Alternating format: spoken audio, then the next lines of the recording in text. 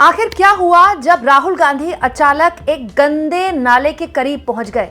दोस्तों, अब दिल्ली की राजनीति में एक नया तड़का लग गया है और उस तड़के का नाम है राहुल गांधी।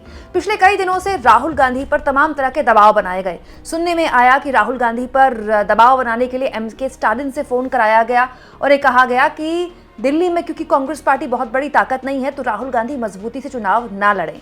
लेकिन अब ऐसा लगता है दोस्तों कि राहुल गांधी और कांग्रेस पार्टी ने ठान लिया है कि दिल्ली की राजनीति को वो और दिलचस्प करने वाले हैं। दोस्तों, राहुल गांधी ने आज अचानक लोगों को तब चौंका दिया जब वो पहुंच गए एक नाले के पास और नाले के पास पहुंचकर उन्होंने ये वीडियो शेयर किया जिसमें उन्होंने अरविंद केजरीवाल के दावे की खिल्ली उड़ाई। केजरीवाल ने दिल्ली की साफ सफाई का बीड़ा उठाया था। एमसीडी चुनाव में उन्होंने साफ सफाई के मुद्दे पर ही चुनाव लड़ा था, मेयर भी बन गया उनका, लेकिन न तो दिल्ली पेरिस बन पाए जैसा कि दावा किया था केजरीवाल ने, न ही यमुना साफ हो पाई। और ऐसी ही एक गंदे नाले के पास पहुंचे राहुल गांधी। वीडियो देखिए। देखो दिल्ली, देखो चमकती हुई दिल्ली है। राहुल जी क्या पेरिस जैसी दिल्ली है। सब जगह यही हाल है।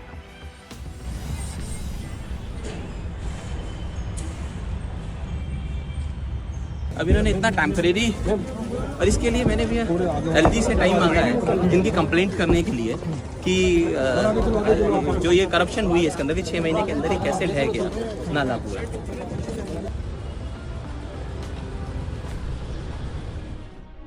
दोस्तों, राहुल गांधी का आज दिल्ली की राजनीति में सक्रिय होने का दूसरा दिन है। राहुल गांधी ने आज सुबह पूर्वांचली भाई बहनों के साथ दही चूड़ा खाया।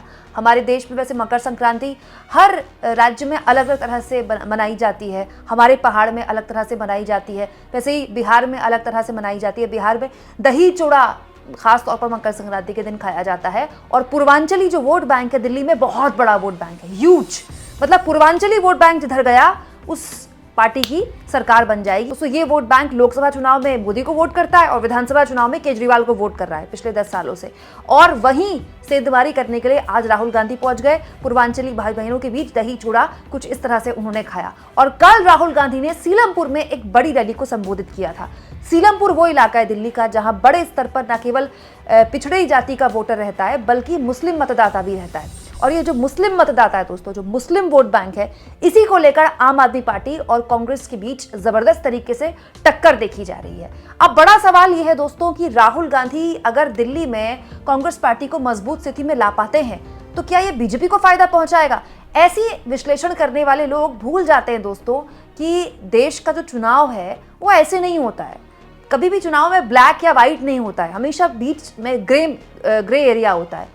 राहुल गांधी उस ग्रे एरिया को कहीं साधने की कोशिश कर रहे हैं। दोस्तों, ये देखिए, ये साल 2020 का विधानसभा चुनाव का आंकड़ा है जिसमें आम आदमी पार्टी ने सुपड़ा साफ किया था। कांग्रेस का भी, बीजेपी का भी 62 सीटों के साथ 53.4% वोट शेयर आम आदमी पार्टी का, 50% से भी ज्यादा, मतलब गजब कर दिया आम आदमी पार्टी ने।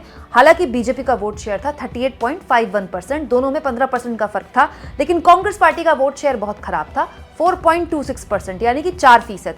लेकिन अगर आप एमसीडी चुनाव में इसी आंकड़े को देख लें जो कि 2022 में ही हुआ था, एमसीडी चुनाव में देखिए आम आदमी पार्टी का वोट शेयर कम हो जाता है और कांग्रेस पार्टी का वोट शेयर ऑलमोस्ट 9-9.5% बढ़ जाता है। इसके अलावा 2024 का अगर आप लोकसभा चुनाव देखें दोस्तों तो भी कांग्रेस पार्टी का जो वोट शेयर है वो 18% रहा। हालांकि लोकसभा चुनाव को हम यहाँ काउंट नहीं करते, ग्राफिक्स में दिखा रही हूँ आपको, लेकिन इसलिए काउंट नहीं कर रहे हैं क्योंकि तब आम आदमी पार्टी और कांग्रेस का गठबंधन था। लेकिन कांग्रेस अब जमीन पर उतर रही है दोस्तों, तो वो एक खास रणनीति के तहत उतर रही है। बहुत से लोग आपको यूट्यूब के पत्रकार या फिर टीवी के पत्रकार ये कहते दिखाई देंगे कि राहुल गांधी ऐसी गलती क्यों कर रहे हैं। कांग्रेस पार्टी अगर मजबूती से लड़ी तो वो आम आदमी पार्टी का ही तो वोट छीनेगी और आम आदमी पार्टी का वोट छीनेगी तो बीजेपी जीत जाएगी। बीजेपी को जिताने में कांग्रेस पार्टी क्यों लगी हुई है? ऐसा नहीं होता है। अब आप एक बात बताइए, हरियाणा में राहुल गांधी चाहते थे कि आम आदमी पार्टी के साथ गठबंधन हो जाए। मीटिंग्स भी राहुल गांधी के कहने पर की गई लेकिन बात नहीं बनी। दोस्तों, हरियाणा में आम आदमी पार्टी कोई ताकत नहीं थी। ठीक वैसे ही आज दिल्ली में भी कांग्रेस पार्टी फिलहाल तो बहुत बड़ी ताकत के तौर पर नहीं दिख रही, लेकिन आम आदमी पार्टी ने अपने ईगो में, अपने राजनीतिक हट में कांग्रेस पार्टी के साथ गठबंधन नहीं किया। हालत क्या हुई? आम आदमी पार्टी ने कई सीटों में कांग्रेस पार्टी को नुकसान पहुंचाया और कई सीटों में आम आदमी पार्टी के कैंडिडेट की वजह से कांग्रेस पार्टी चुनाव हार गई। ऐसा ही दोस्तों कांग्रेस के साथ आम आदमी पार्टी ने गुजरात में भी किया। गुजरात में आम आदमी पार्टी का जो भी जनाधार बढ़ा है, कुछ सीटें भी निकाली गुजरात में आम आदमी पार्टी ने और वोट शेयर भी नहीं। वो किसका वोट शेयर है? वो एंटी बीजेपी यानी कि कांग्रेस का वोट शेयर है। तो बड़ा सवाल ये दोस्तों कि राजनीति में ऐसा नहीं होता है। ये बात सही है दोस्तों कि ममता बनर्जी ने पूरा समर्थन दिया केजरीवाल को, अखिलेश यादव ने पूरा समर्थन दिया केजरीवाल को, लेकिन ममता बनर्जी की पार्टी या अखिलेश यादव की पार्टी समाजवादी पार्टी का कितना वोट बैंक है दिल्ली में। और दूसरा दोस्तों, आम आदमी पार्टी गुजरात में त्याग नहीं करती, आम आदमी पार्टी हरियाणा में त्याग नहीं करती, लेकिन जब दिल्ली की बात आती है तो कांग्रेस से कहा जाता है कि आप त्याग कीजिए, बड़ा दिल दिखाइए। दोस्तों इसके अलावा राहुल गांधी के करीबी भी बहुत से ऐसे लोग हैं जो ये मानते हैं कि अगर दिल्ली में अरविंद केजरीवाल का सुपड़ा साफ हो गया या बीजेपी सरकार में आ गई तो फिर अरविंद केजरीवाल का पंजाब से सुपड़ा साफ करने में ज्यादा वक्त नहीं लगेगा।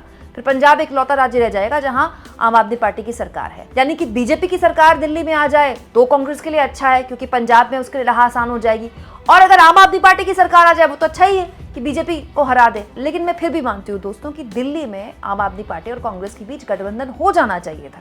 अपने अपने राजनीतिक हट, अपनी अपनी जिद की वजह से कई राज्यों में इंडिया गठबंधन ने नुकसान झेला है, कई राज्यों में।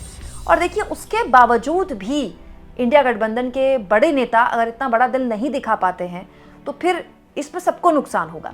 अब आ जाते हैं दोस्तों असली नुकसान के बारे में बात करने के लिए। अब आप 2020 का वोटिंग प्रतिशत देखिए, जिसमें कांग्रेस पार्टी के पास केवल 4% वोट शेयर है। तो आंकड़े और वोट शेयर का जो पूरा का पूरा सूरत हाल है दिल्ली का, वो ये बताता है कि इस स्थिति में अगर 2025 के विधानसभा चुनाव में कांग्रेस ने कुछ बहुत बड़ा जंप ले लिया तो ही वो आम आदमी पार्टी को डेंट कर सकती है। क्योंकि देखिए अगर कांग्रेस पार्टी अभी जो वोट ले रही है, अगर अभी कांग्रेस पार्टी का वोट शेयर 4% मान लीजिए कि उसने इसको बढ़ाकर 6 कर लिया या 7 भी कर लिया या 8 भी कर लिया, तो दोस्तों लॉजिक बहुत सिंपल है, कांग्रेस पार्टी किसका वोट काटेगी? एंटी आप, एंटी स्टैब्लिशमेंट, मतलब सरकार विरोधी वोट। दोस्तों ये वोट है बीजेपी का। तो मेरा आकलन, मेरा एनालिसिस ये कहता है कि अगर कांग्रेस पार्टी ने 4% से बढ़ाकर अपना वोट शेयर 7% भी कर लिया, जो कि कर सकती है कांग्रेस पार्टी, तो ये सीधा डेंट करेगा बीजेपी को। क्यों? क्योंकि वो एंटी स्टैब्लिशमेंट वोट कट रहा है। लेकिन अगर ये 4% बढ़कर कांग्रेस पार्टी 15% कर देती है, मतलब दुगने से भी ज्यादा अपने आप को उछाल ले आती है, तो फिर ये डेंट करेगा आम आदमी पार्टी को। तो फिर आम आदमी पार्टी की सीटें भी कम होंगी, वोट शेयर भी कम होगा।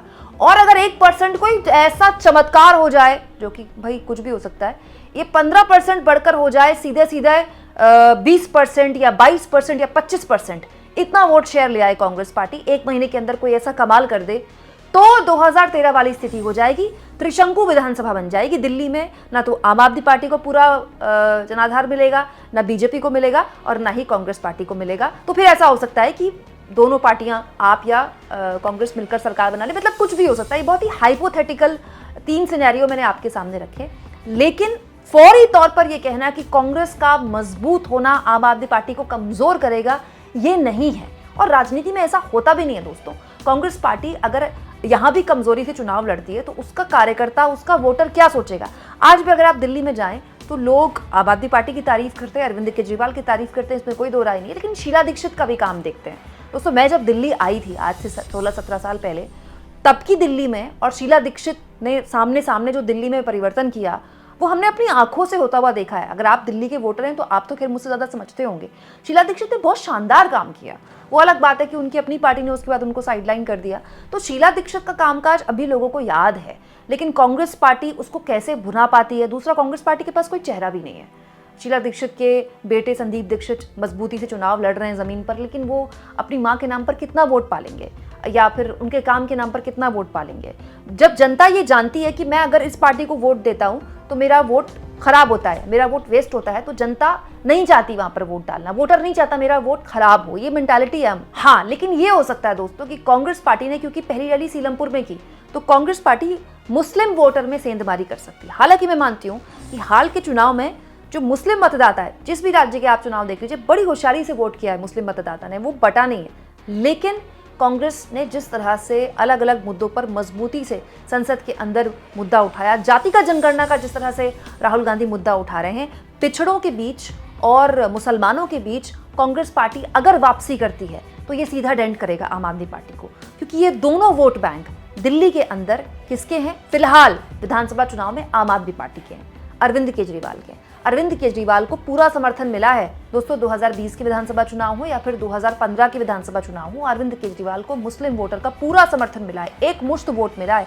लेकिन अगर वो मुस्लिम मतदाता बट जाता है या फिर वो पिछड़ा दलित जो मतदाता है वो बट जाता है, तो फिर देखना दिलचस्प होगा कि दिल्ली का चुनाव किस तरह से आगे बढ़ता है। लेकिन अभी राहुल गांधी की पूरी कोशिश है कि इस पूरे के पूरे चुनाव को त्रिकोणीय बना दें। दोस्तों आपको क्या लगता है, क्या दिल्ली में ऐसा कुछ हो पाएगा? कमेंट बॉक्स में जरूर लिखें। और अगर होता है तो किसको फायदा पहुंचाएगा, किसको नुकसान पहुंचाएगा?